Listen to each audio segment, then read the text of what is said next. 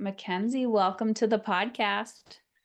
Thank you for having me, Heather. I am so excited to talk about emotionally uncomfortable things because, hey, what is life if we don't hit all of it, right?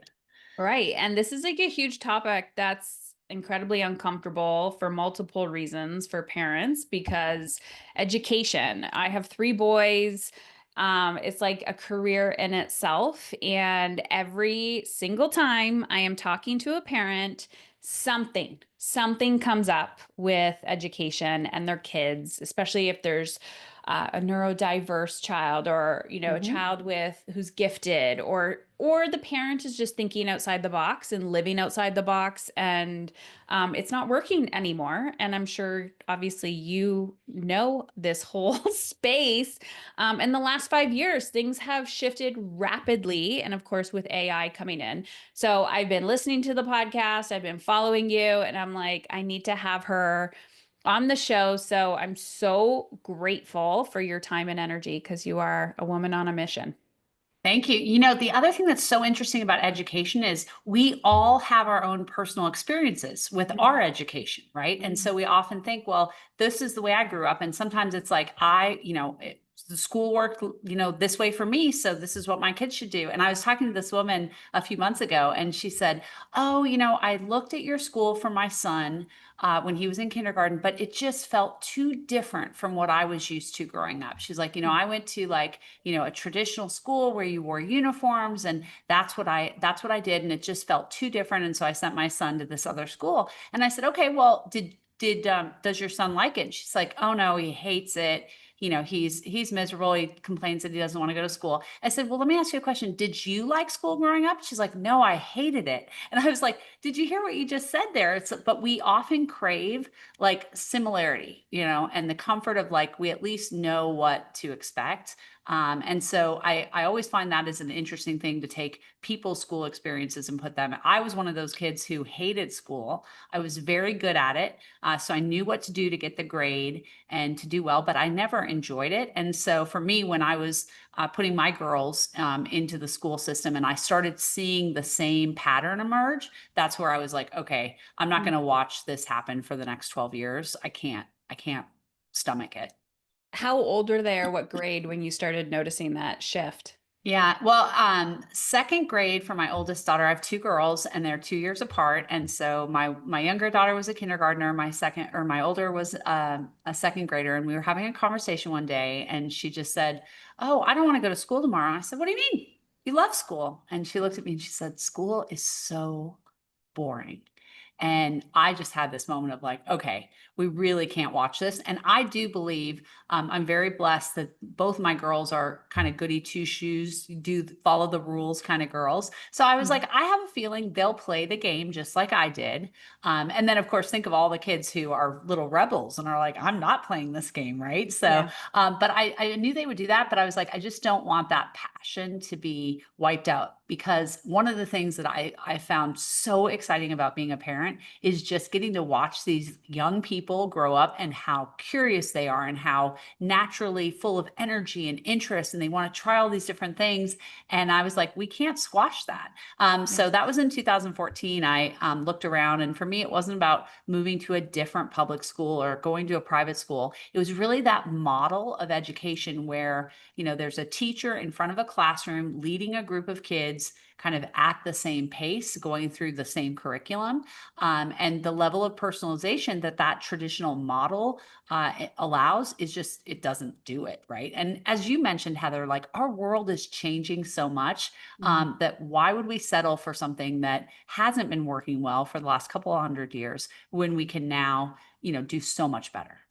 So I want to talk about the model. I was that rebel child, and Uh-huh. I my saw a little sparkle in your eyes. I oh had a yeah, feeling. I'm a hardcore rebel, and that has supported me as an Mhm. adult. It did not support me as a child. I felt incredibly stupid. I felt like I wasn't good enough. I was the questioner. I was like, why do we have to do this? How is this going to help me? Like, Mm-hmm. Mackenzie, I used to print, this was like before AI, like a 10-page, essay that I had to do. I'd do one page, I'd print it off 10 times. I would hand it in, and they'd be like, Heather, this is the same page over and over again. I was like, oh my goodness, must have been a printer issue. So I would buy myself time. Like I was, and No. I would get away with it every single time. And then I had my oldest, and I was like, damn, he is the male version of me. I am so screwed. And same thing in school. And I could just see his soul leaving his body. I was like, Hmm. this is not good for his mental, his emotional well-being. He's definitely not finding passion here. And I felt horrible. Like, number one, of course, it's triggering all my educational trauma, Hmm. but I felt horrible as a mother. Like, I was like, I am failing my child and just putting them in like the path of abuse. That's how I felt. Hmm. And COVID was a breaking point, and I've talked about it publicly where, I'm sitting there with we were in high school at this point, a big table with all these people, and they're like, we need to get attendance up. And I just remember crying and going, like, it makes me emotional. I'm like, I need my child to survive. And Mm. nobody here is advocating for his mental health. You are advocating for shit that doesn't matter. And I had to go against everyone's like perspective and do Hmm. what I needed to, what I thought needed to be done. And so I pulled him out, and that wasn't like the aha moment. Of course, the whole education was the aha moment. So now Yeah. I have two others, and I was like, I do not want to repeat that again. I can see some Hmm. red flags. So what do you say to that parent that's like, we've gone from school to school to school, and like, I feel horrible about this, and I know something needs to change, but I don't know what to do. Yeah. First of all, way to go on being a mom who advocated for your son. Because I think as parents, that's what we want our kids to be successful. We want them to be healthy and happy. And it's so hard when you're watching your little person and they're struggling. And I really do feel for, honestly, the majority of people in our country who are sending their kids to, this school system that doesn't really focus on making sure kids like love how they spend their 12-year career in education. And when we think about school, it's often like eat your spinach, right? It's good for you. You just have to do it, stomach it, you'll get through it. And again, on the other side, even the kids who are like doing school well, they learn how to like check the box, hit the finish line, and often end up burnt out when they get into their Ivy League school. They're like, oh my gosh, I finally got it done.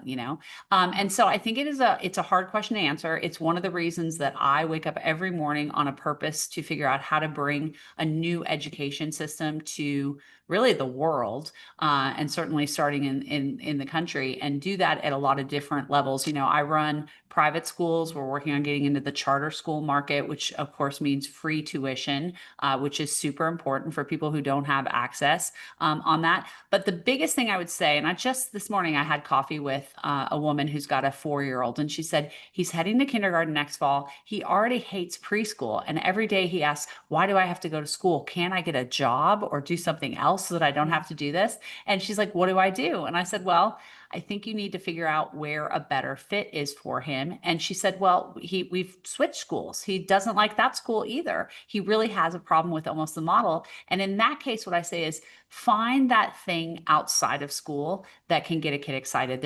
I love the book, The Self-Driven Child. I highly recommend it because it really says, let's go find that thing that lights a kid up. And if they can spend time doing that after school, and maybe that's, working on a little business, or a sport that they actually like, not just the sports we put them in because it's like Yeah. you play soccer now because everyone plays soccer and you got to do something. Like find that thing that a kid actually does get excited about, and allow kids to have that time to be able to really sample a lot of different interests and see what gets them excited. And I think you probably feel this way. Like, I think if I woke up every day kind of listless and just like, I don't know, I'm just doing whatever I'm supposed to do, like that's not a fun way to live. And I don't think we should expect kids to wait until they're 22 years old to go find their fire. Mhm.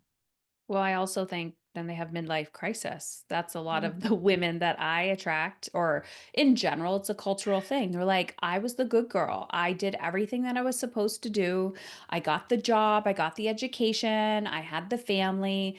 And now I've been gifted with this child who's triggering the crap out of me and forcing me to look at myself, but Mhm. also to advocate for their needs. Like, yes, we live in a different time, but also these children just have a beautiful way of pushing every single button, every single wound, and showing you like how to show up. So I love the conversation, or kind of the point that you made about leadership in the child. That's what I heard of, Mhm. like, what are they good at? And I've done a good, well, I think I've done a good job of like, what is their thing? Like, watch, not tell, asking them or telling them, but Mhm. just really observing, like, where do they light up? Where do they get that spark in their eyes? And then trying to double down on that. Like, it is exhausting trying to be like, okay, you like this, you like this, you like this.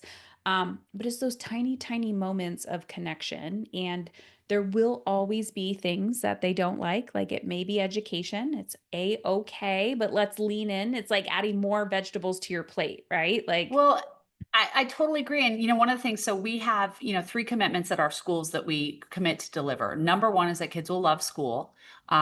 Two, that they're going to learn twice as fast in a fraction of the time so that we don't have to spend all day just doing academics. And then three, in the afternoons, they work on life skills because they're not having to do academics all day. But the number one commitment, that love of school, often people will be like, oh, you create this love of learning, and we say, no, actually, it's love of school because sometimes learning is hard. And there are some kids who are just like, no matter what, they're never going to love math. They're never going to love what. But here's what I do believe. I do think all kids can love learning something. It may not be academics, but it could be something else. And really being able to guide your kid to that thing that they're interested in. And again, don't put our own opinions or labels on what we think the kid should do. I was having a conversation with a woman the other day whose husband is just obsessed with the idea of their boys being good athletes on a team sport. Like it just is. And her boys aren't, that's not what they want to do.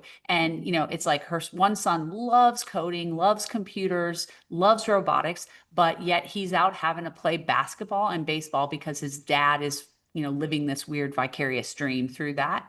And it's challenging, but I think we often do that. I also have a student who she's a junior in high school now, but freshman year she came to us, and at our high schools, our kids are able to do all their academics in the morning, and then they work on like a big project in the afternoon. And she sat down with me and she said, "Okay, I think I'm interested in creating this like coding app that uses AI to do this thing." And I looked at her and I was like, I know you and I know your parents, and that sounds like I'm talking to your dad. What do mm, you actually want to do? And she was like, she came back a couple days later and she's like, I love musical theater. I'm into that. And so now she is creating, what's going to be a Broadway production, entirely created by teenagers. She's had two off-Broadway performances so far, and she finally fell in love. And what we had to do is tell her dad, hey, buddy, I know you're a tech guy. She's not interested in building an app. She's interested in building a musical, right? And it's been so fun to watch her light up. And I just think that's the exciting thing is anytime you watch a person who finds their spark, it's fun to watch. And we should expect that for our kids. man, there's so much personal development in parenting, right? Getting out of our kids' way as well. Uh-huh. Um, but also the beauty, like what I'm hearing you talk about is the beauty of like having your community, like other people who are instilling those gifts, or helping your kids find their own gifts. Because I think Yeah. if you can't find them as a child, you're not finding them as an adult either. Well, Um, and Go ahead. one other thing, Heather, that I think is interesting a lot of times with parenting, parents get very nervous about how their child's well-being is or something. And so they want to be super supportive and they want to be, really caring and be there for their kid. And what they'll often do is they'll lower the standard for their child as a result. Like, hey, I don't want my child to hurt. I don't want them to fail. And so I don't expect this. And, the other alternative is you might have really high standards for your kids and just like figure it out. I expect all A's and that's the way it is. And neither of those are the right thing. And what we've done in our schools is very much this idea of provide high standards and provide high support. Like help kids understand you are capable of doing big things and I'm going to help you get there and do Mhm. that. And one of the things we really believe, like a key to kids' happiness is having high standards and surrounding them with people who can mentor and support them to go do these big things. And honestly, it's a challenge in the very horrible mental health crisis that's happening in our country, where parents they just get too nervous that they could hurt their kid if they do this. And we've found just a lot of success where you create motivation. And there's a great book, 10 to 25, which is it's the science of motivating young people. And I was so excited when I met that author and that book, because it totally explains like the philosophy we have of encourage kids to go do big things. And at our schools, we believe kids are limitless, right? And it's our job at school to build an environment that unlocks their potential. Hmm. Dang. Okay. Is the model called the 2-hour learning model? Is that the model? So what we have, I'll just kind of give for those who probably are like, I still don't understand who she is or what she does. But so I have schools. Our flagship school is called Alpha School. We have schools. We started in Texas, and we have schools currently in Texas and Florida, and we're opening 25 locations across the country. Wow. So we're coming to all kinds of cities in the United States right now, and they're based on this idea that kids can learn personalized learning using adaptive app technology and an AI tutor. And so as a result, our kids spend a couple hours in the morning getting this one-to-one tutoring experience. And then they're done with their academics by lunchtime. And then, of course, one of the things we found is that, parents don't necessarily want their kids to come home at noon. Yeah. So what do you do the rest of the day? If like you can crush academics in the morning, what do we do? And for us, we teach life skills. So we teach things like leadership and teamwork and grit and dealing with failure and storytelling and public speaking and financial literacy and entrepreneurship. And so at our schools, at Alpha School, what that looks like is our fifth and sixth graders ran a food truck this year. And last year they ran a real Airbnb. And our second graders created a business that made $5,000 in profit that they donated to a charity. Like kids can do these awesome things in the afternoon and learn life skills and have a great time. And so Alpha School and some of the other schools that we have are all powered by this academic platform that allows kids to get this personalized learning, and that's called 2-hour learning. And one of the things that's exciting about that, our 2-hour learning program is something that can go into other schools, like private schools that say, hey, we want to adopt 2-hour learning. But the base idea of Alpha School and all of the schools that use our learning model is that we're giving kids back their most valuable resource, which is time to go do things that they love. And so instead of having to sit in class for 6 hours a day, doing 50 minutes of math and 50 minutes of science and, getting a quick recess or whatever, we knock out all the academics in, a couple hours and then spend the rest of the day doing really fun stuff. Do you, when kids come into your school, are you doing like personality tests to figure out like what they want to do? Like, how do you identify a child's like interests or needs? Yeah. So that's kind of the coolest thing about our model, and really central to the success why we're getting such incredible results at our schools is because we've transformed the role of the teacher in our classroom to spend all of their time focusing on motivational and emotional support and mentorship. So our teachers, we call them guides. They don't spend their time creating lesson plans or delivering lectures or grading papers or homework. In fact, we don't have homework, in kindergarten through eighth grade. Their whole job is to get to know a kid and understand like what makes that kid tick, what's their interest, what gets them excited when they're challenged, what do they say to themselves, and how can we make sure that they've got a positive self-talk that helps them work.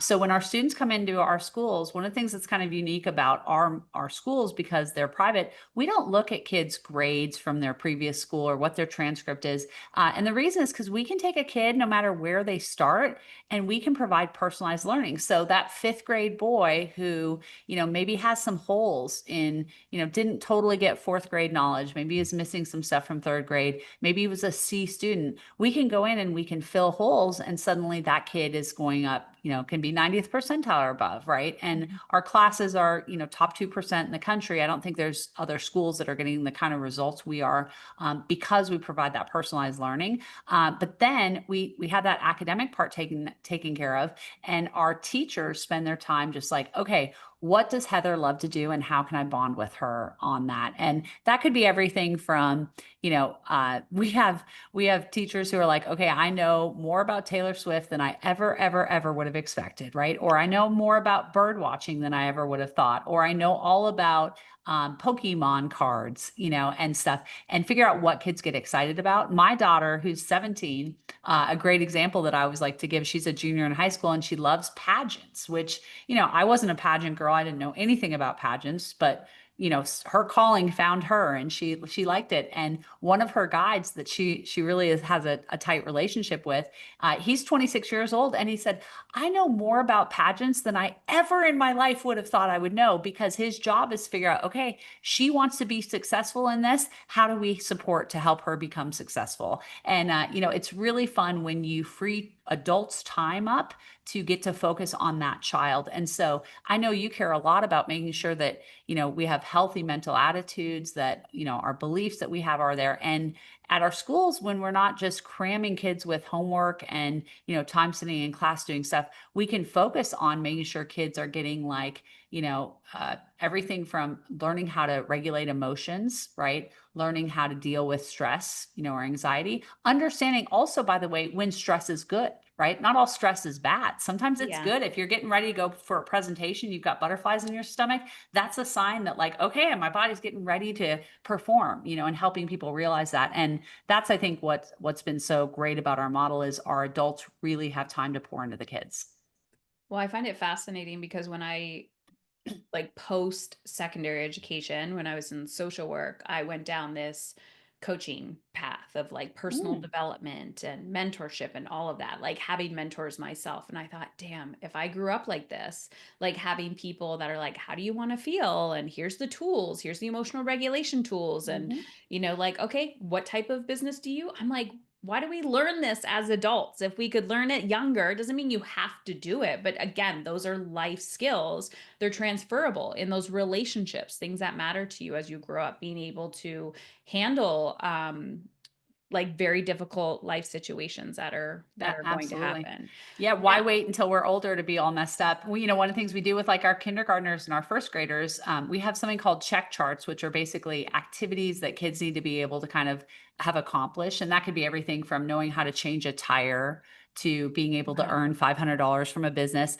But one of the things we have when we think about emotional regulation is a check that's like, I can lose a game and not cry or be a sore loser, right? And you think about a lot of 5-year-olds come in, and when they lose a game, like let's say they're playing against their parent, and their parent wins, and they pout or they cry. And it's like, no, let's talk about that, and let's talk about how we can be, a graceful loser. And how can we seek out feedback that helps us improve, and how can we give feedback in a healthy way that's helpful, that's kind, and that is specific, right? What are the things that we can do? And another place where this comes is socialization, right? I think all of us would agree as parents, like socialization is probably one of the things we care most about when we think about Yeah. sending our kids to school. But here's the deal. In traditional school, we give no training on socialization. We just throw them in and say, I sure hope you find your group, and I hope you're able to make some friends, and I hope you're able to stay out of the way of anyone who might, cause trouble or be a bully or whatever.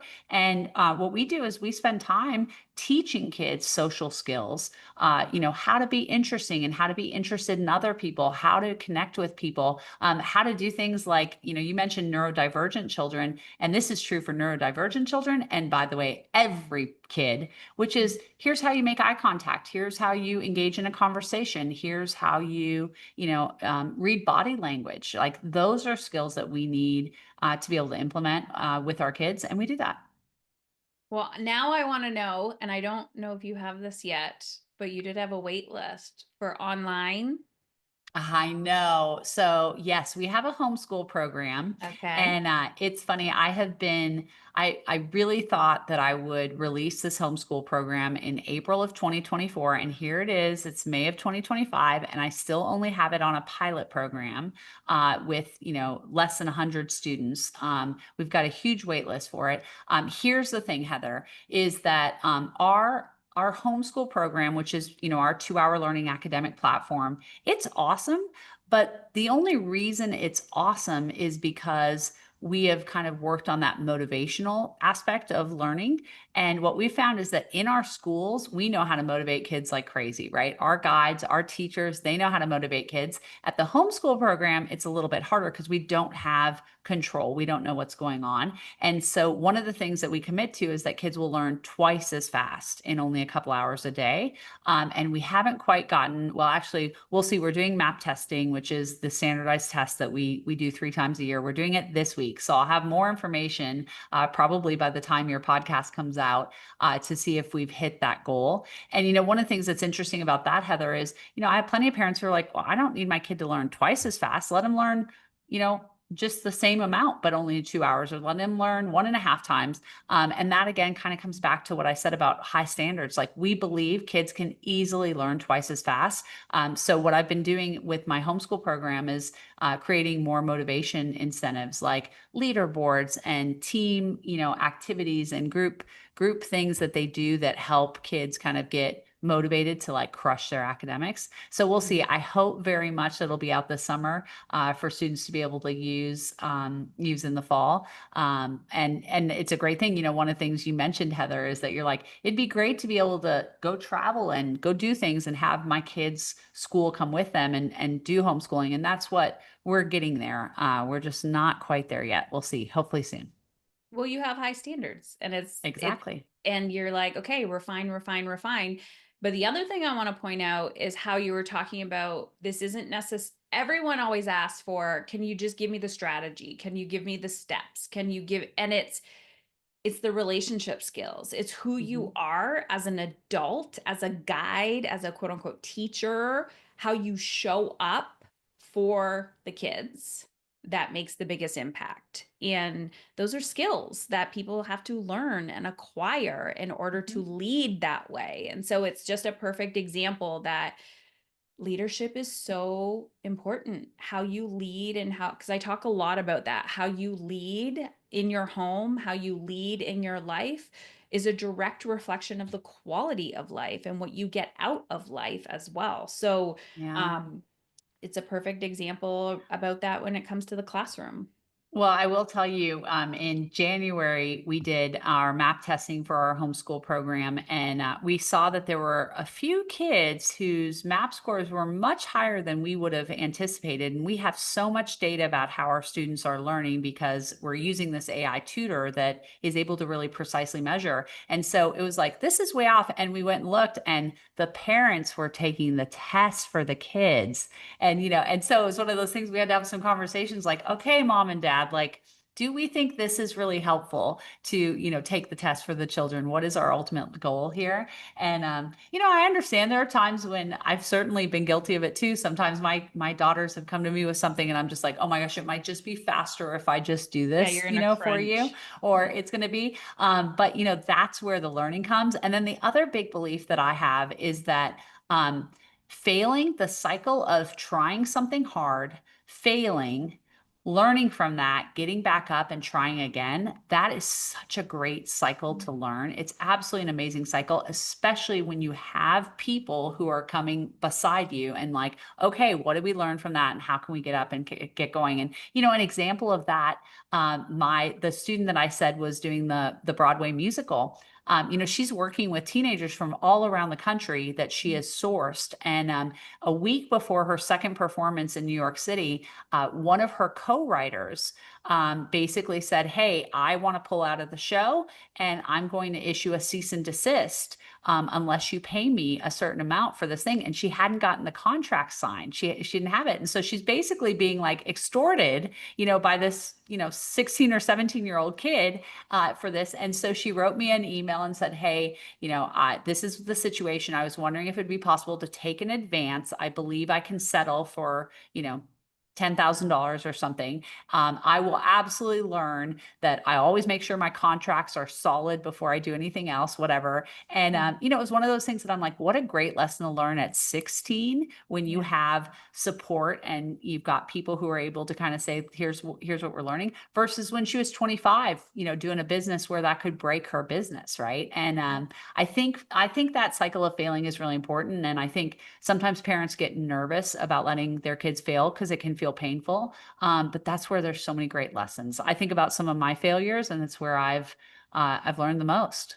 Yeah, we need to let our kids feel their feelings so that they feel Mhm. in control. And, parental burnout is an actual real thing too. I've experienced it. Like the older your kids get, you're like, oh, I'm exhausted. I got to do this with another kid. And it's like, yeah, but if you're not hanging on for dear life and you're letting your kids go out into the world and stumble a little bit, but you're there to like guide them, right? Be Uh-huh. guides, not they're doers all the time. I think you have to show up a little bit differently.